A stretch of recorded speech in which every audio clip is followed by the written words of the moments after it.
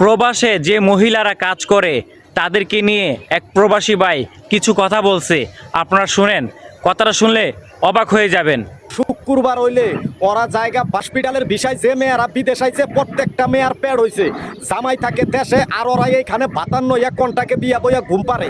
প্রত্যেকটা মেয়ে প্রবাসী এইখানে কন্টাকে বিয়া বহে, আর ওরা দেশে কয় আমাকে ডিউটি শেষে ঘরের বাইরে যাইবার দেনে গেটের মধ্যে তালা মাইরা থয়, অথচ এইগুলো হুদ্দায়। প্রত্যেক শুক্রবার হইলে ওরা জায়গা বাইরে ঘুরবার লিগা আর সেইখানে আকাম কুকাম কইরা ওরা পেট বাজায়। এইগুলো তো আর দেশের মানুষে জানে না। দেশের মানুষে জানে আমাকে মাও বোনে বিদেশ যাইয়া ওইখানে ভালো কাজ করতেছে, তোমাকে মাও বোনে বিদেশে ভালো কাজ করতেছে। হ্যাঁ ভাই, মেয়ে মানুষকে প্রবাসে পাঠানোর আগে, বিদেশে পাঠানোর আগে যাচাই বাছাই করে চিন্তা ভাবনা করে প্রবাসে পাঠাবেন, না হলে কিন্তু সর্বনাশ হয়ে যাবে। টাকা পাবে কিন্তু সুখ শান্তি পাবে না। প্লিজ ভিডিওটা শেয়ার করে অন্য কাউকে দেখার সুযোগ করে দিয়েন। আর আল্লাহ যেন প্রবাসী বোনদেরকে হেফাজতে রাখে, ভালো রাখে, সেই দোয়াটা সবসময় করবেন।